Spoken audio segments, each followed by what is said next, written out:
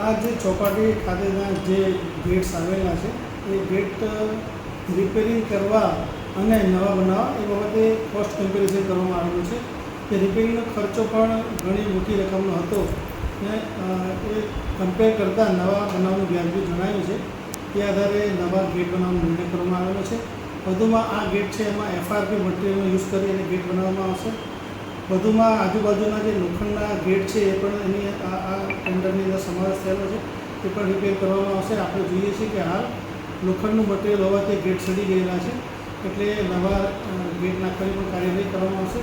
વધુમાં પોરબંદરની જે સંસ્કૃતિ છે એ સંસ્કૃતિ આ ગેટમાં ઉજાગર થાય તે પ્રમાણે ડિઝાઇન બનાવવામાં આવનાર છે અને સાથે સાથે એમાં લાઇટિંગ ડેકોરેશનની પણ વ્યવસ્થા કરવામાં આવનાર છે.